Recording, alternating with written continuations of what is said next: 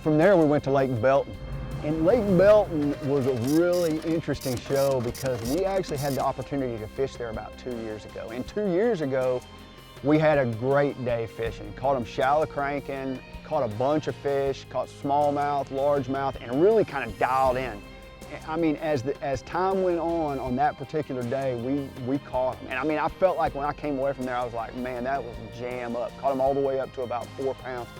And we get back there exact same time of year, and I really wanted to highlight how a lake can change from one year to the next. And when we get there, that water had gotten so much clearer. It was low, big drought in Texas, so the water's a little bit low, probably 6 or 7 foot low, but the water clarity was just unbelievable. And we get a bright, clear, bright sky day that just said, man, you're not gonna catch a fish here. So, as I get out there and I kind of start looking around, dealing with that clear water, I've dealt with clear water a lot of times, like in the Ozarks. And in the Ozarks, a lot of times you go kind of light, maybe with a finesse jig. So I started off with a finesse jig, and I'm fishing, and one of the first places I actually went, I'm kind of on this long tapered point, and I actually look down on my Garmin sonar, and I see a little V on there. And as I saw that V, I was like, I keep dragging. It wasn't like right below me. I had to kind of drag my bait to it.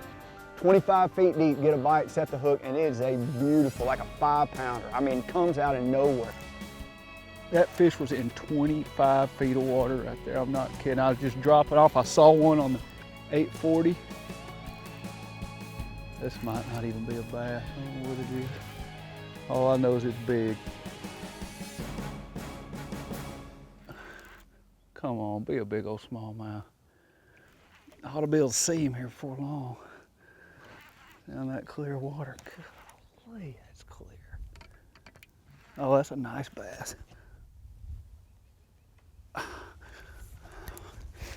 Oh my gosh. Get in here, look at that. Look how fat he is. What a fish.